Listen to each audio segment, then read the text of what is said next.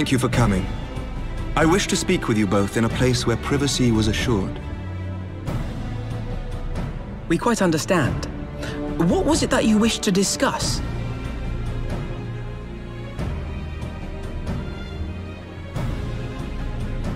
With my father's passing, the seat of the Archbishop lies vacant. And so, in accordance with canon law, I have assumed his responsibilities. I should stress that this is a temporary measure. It was never intended that the Lord Commander of the Temple Knights serve in this capacity indefinitely. Quite the opposite.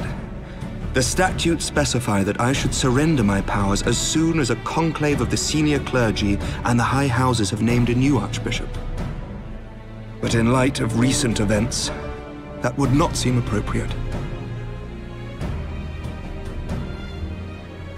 I confess I did not expect you to divulge quite so much quite so soon.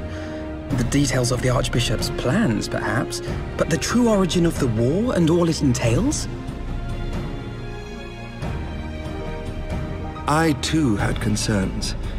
But when the Warrior of Light is witnessed returning to the capital upon the back of a dragon, one's options are rather limited. Mayhap I could have concealed certain details, but for how long? And at what risk? Should the truth have come to light in the meantime, how would the people have viewed my silence? After 1,000 years of lies and secrecy, I could not well abuse their trust and hope to be believed. The time for deception has passed. I only wish the people agreed. That some would deny the truth I had anticipated, but not this many. And among the few who acknowledged that my father had to be stopped, no small number questioned our methods.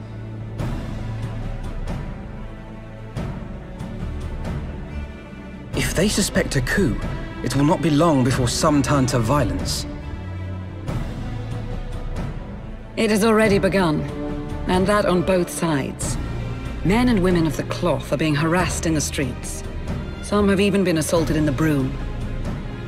Hilda and her people have formed a watch to help us maintain order, but such measures will not prevent the unrest from spreading. For all our talk of peace, the people remain frightened and confused. For their sake, we must bring the Dragonsong War to a definitive end.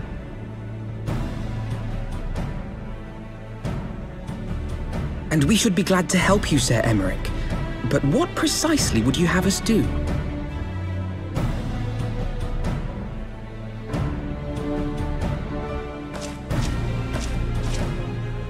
We wish to treat with the dragons of Annex Shrine.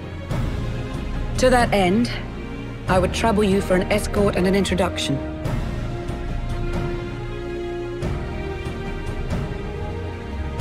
Annex Shrine? You would speak with Vidofnir, then? We must needs open a dialogue between our peoples. Acting as my representative, Lucia will extend an invitation to their leader, that she might visit us here in Ishgard. Were she still with us, I would of course have beseeched Isel's assistance in this matter. But as she is not, I must ask that you aid us in her stead. Will you do us this favor?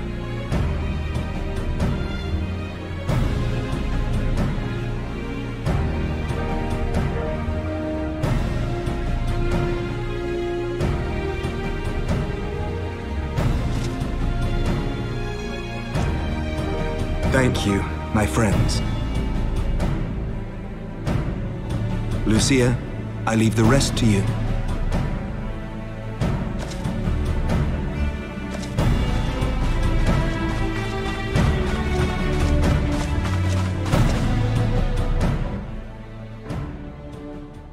In the wake of the Archbishop's fall, the nation of Ishgard trembled, the faith of her people shaken to its very core.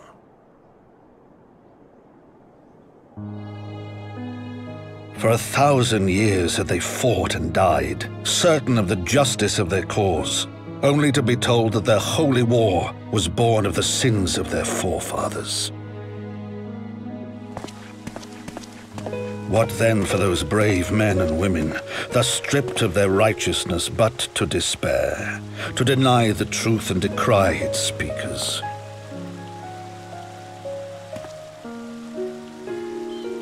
And what then for those whom they defamed but to hope on, to have faith in a brighter tomorrow?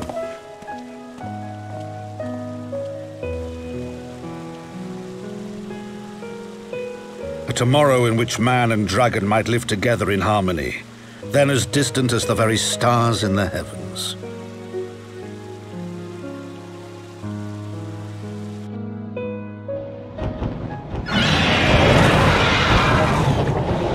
Yet while we dared to hope, deep within his lair the enemy lay, gathering his strength. Nidhogg, now possessed of his 2 eyes and the body of the Azure Dragoon, prizes to which he had laid claim at the very hour of the hero's triumph.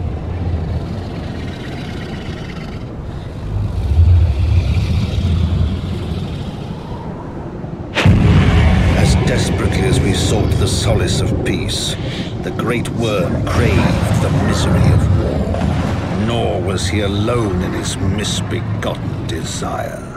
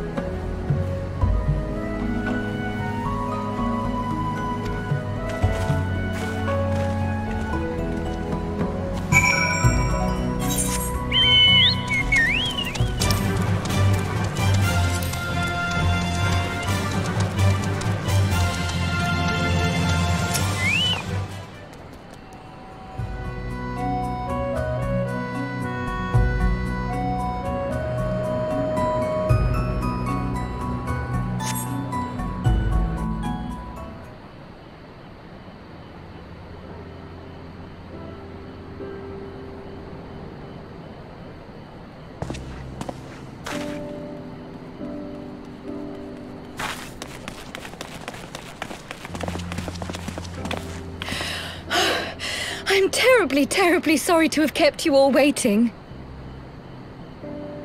You need not apologize. We arrived but a moment ago ourselves.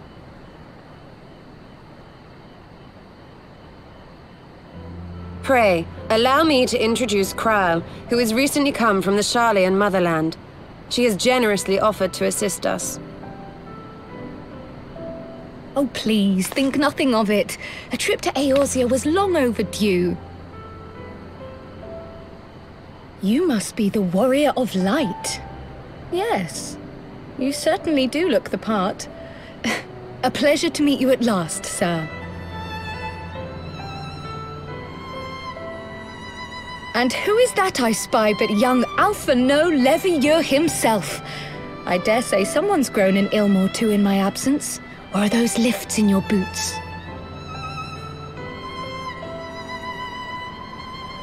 We, Miss Kryle and I met at the Studium years ago. I shall forever be indebted to her for her sage guidance. It was no small task keeping him out of trouble, believe you me. The youngest ever to enter the Studium, him and his sister, 11-year-old prodigies. Suffice it to say, social graces were not among his list of talents. Striding up to his seniors on his first day, head held high. What was it he said again? Thank you, Kryle.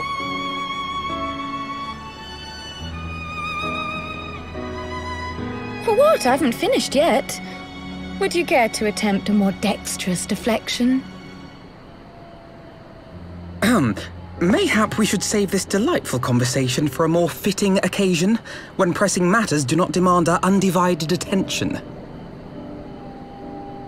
A bit much, but better. I can tell you have been putting your skills to use here in Eorzea. Henceforth, I trust you will dazzle me with your eloquence at the first time of asking.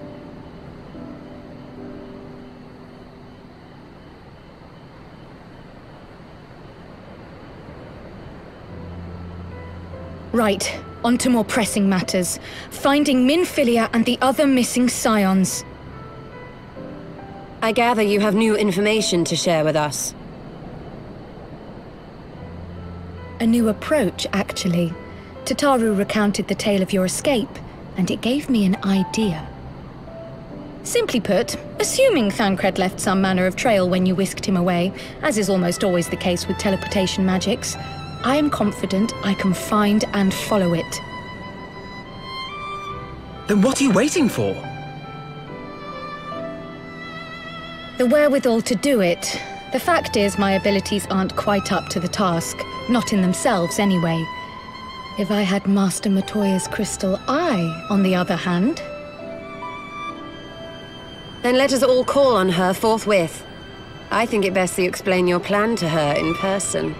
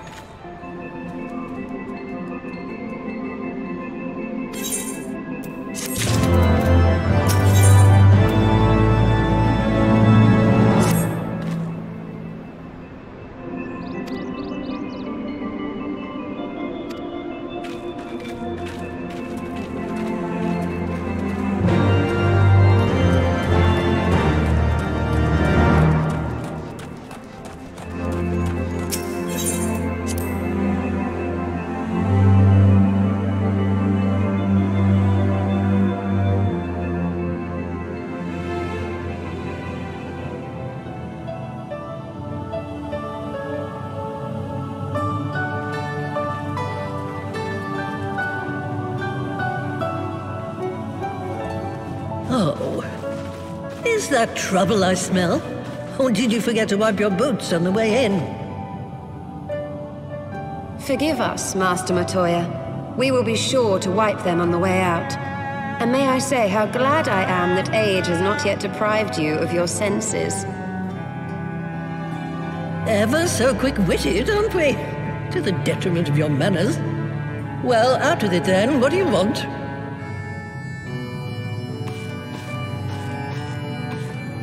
Pray, allow me to introduce myself, Master Matoya. I am Cryle, of the students of Baldessian. I hope you will excuse our unannounced visit. Baldessian, you say? Ah, yes. The old coot set up shop on the Isle of Val, didn't he? Regrettably, our Order's headquarters and the Isle itself were obliterated by a magic of immense power. I have the blessing of light to thank for my own preservation. Cryle, you too possess the Echo. Well, yes, of course I do. Our Order is devoted to uncovering the mysteries of Hydaelyn and interpreting her will, particularly through the study of her gift to us. It was in the course of these studies that I met and subsequently befriended Minfilia. She and I have rather a lot in common. I had no idea. You weren't supposed to. Not that I wanted to deceive you, you understand, but precautions had to be taken. Yes, yes, that's all well and good, but you still haven't told me why you're here. The students of Baldessian are gone, and there is naught I can do to change that. But the signs of the Seventh Dawn can yet be restored, and my dear friend found. You have in your possession an ancient crystal of light, one you call your crystal eye. I believe I can use it to focus my abilities and locate one of the missing scions. And there I was, thinking you might want to make use of my years of experience. Oh, wait here.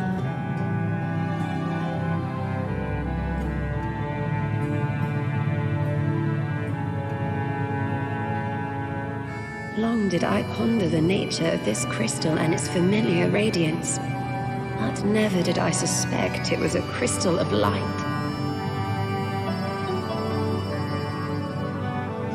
On the cusp of an umbral calamity, souls blessed with the power of the Echo invariably appear. To aid these, her chosen warriors, Hydaelyn bequeaths to each a slither of her strength in the form of a crystal of light. But as her strength wanes, so too does the potency of her gifts. This crystal, born of an earlier era, is infused with a power far greater than those of this age. You could travel the length and breadth of the land and not find a crystal even a fraction as pure.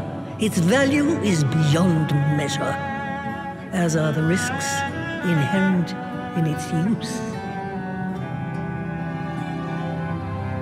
No two manifestations of the Echo are alike. I, for example, can converse with beings of every shape and size, excepting beasts, contrary to what others would have you believe. Language has nothing to do with it, of course. Rather, I am sensitive to the whispers of the soul. Their intent, their very essence even, the traces of which serve to guide the elementals to Y'shtola. Far-fetched though it may sound, I believe that with your crystal eye, I may be able to pick up where they left off and follow the remaining trail to Thancred. That is, if I have your permission.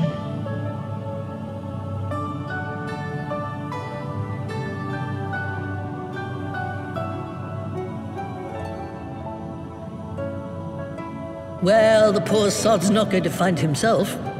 So, as long as you don't drop it or take it out of my sight, you may do with it what you will. Thank you, Master Matoya.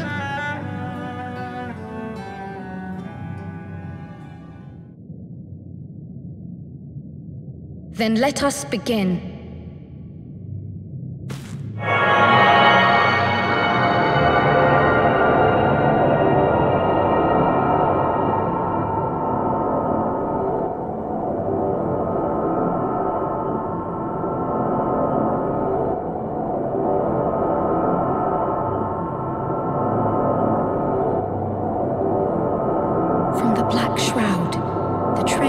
continues to the north and west, towards a mountain, the foot of Som Al. It was a near thing, but he was not deposited within the rock.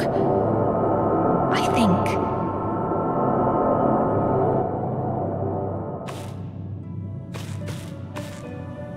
The hunters of Tailfeather know those lands well. I say we begin our search there.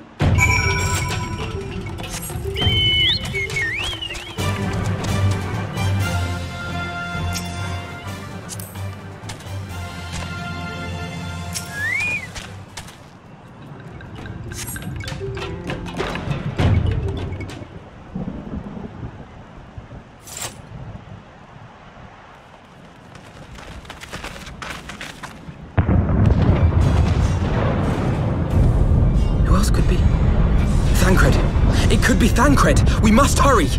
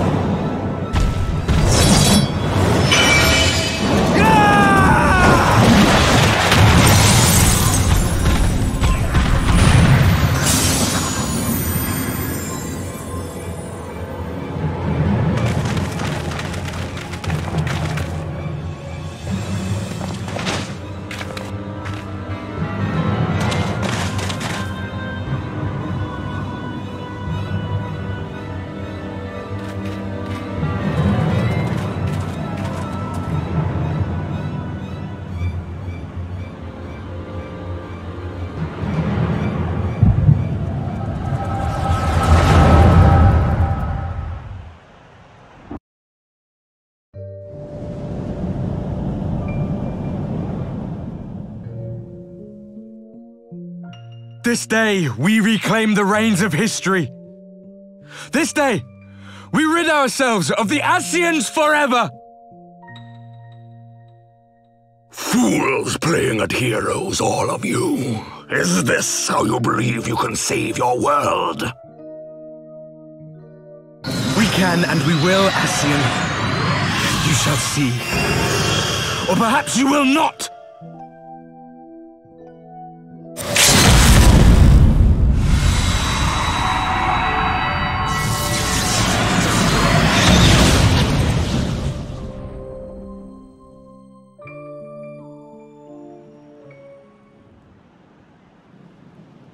So you are the warrior of light, the savior of Eorzea.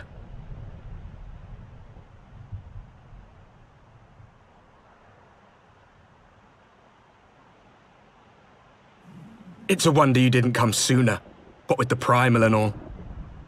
Lost a step, have we? Have care. The ether moves strangely around him. It would seem we share a common enemy. Mayhap you would tell us who you are.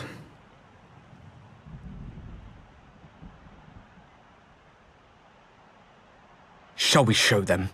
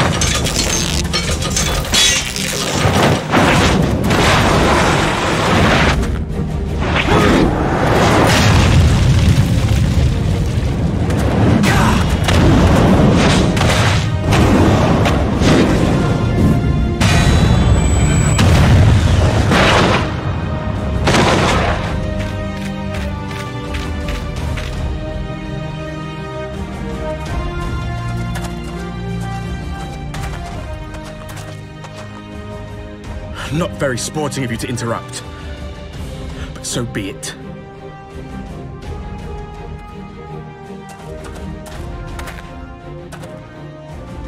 Mark well our faces, warrior of light, for we are the warriors of darkness, walkers of a different path, and we shall meet again.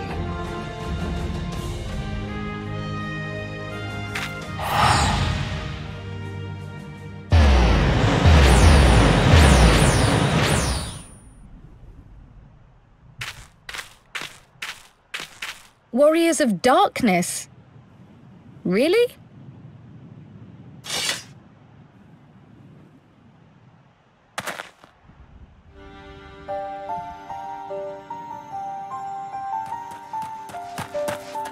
Thancred! Are you all right?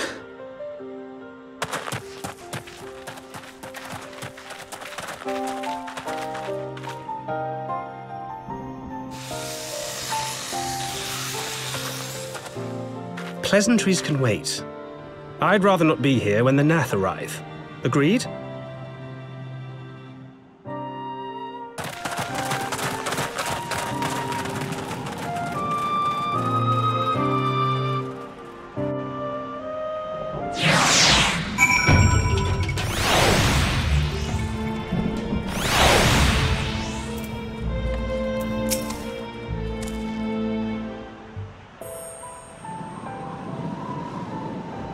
Suffice it to say, our reunion was not at all as I pictured it.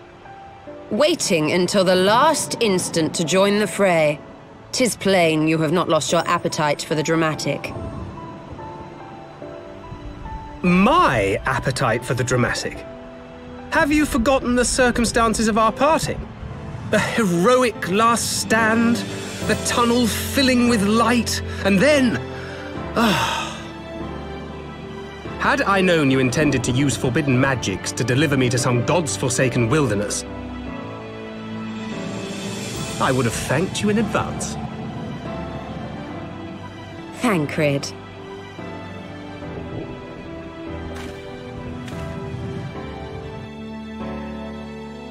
If nothing else, you might have warned me that I would emerge from the live stream in the all together. Eventually, I managed to fashion knives from some obsidian I found, and set about hunting for meat and hides. Given that I'm not all that skilled in leatherworking, it's probably for the best that I met the Vath before I was reunited with you.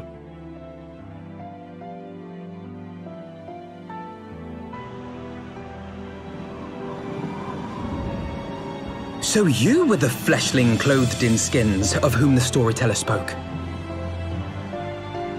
A description which fit me as ill as the skins themselves.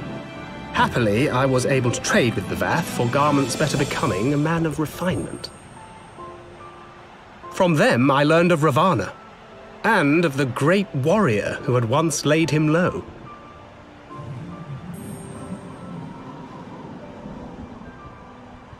And thence did you conclude that were you to track the Primal's movements, it would surely bring you into contact with the Scions once more.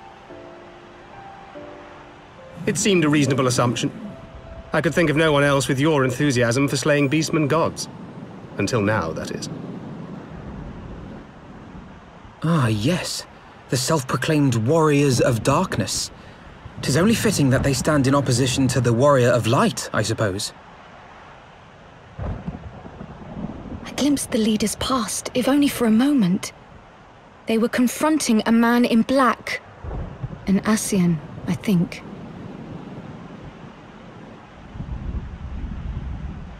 If these warriors are capable of doing battle with Ascians and Primals both, they must be possessed of powerful protection. Protection not unlike the Echo.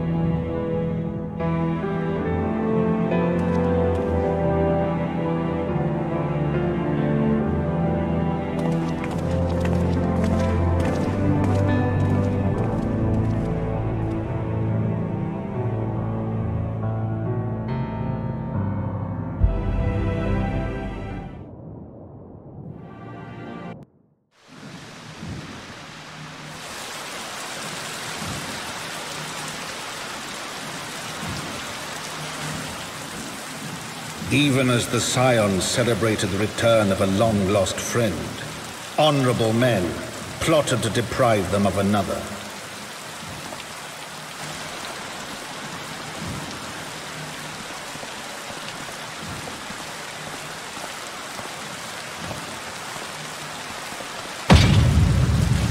Honorable men, to whom Sir Emeric was no hero, but a scheming patricide.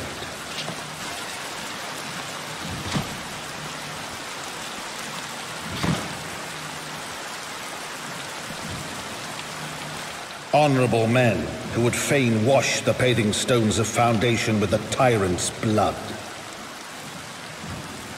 Honorable men whose knife in the dark was the spark which set the city aflame, and who sang as it burned.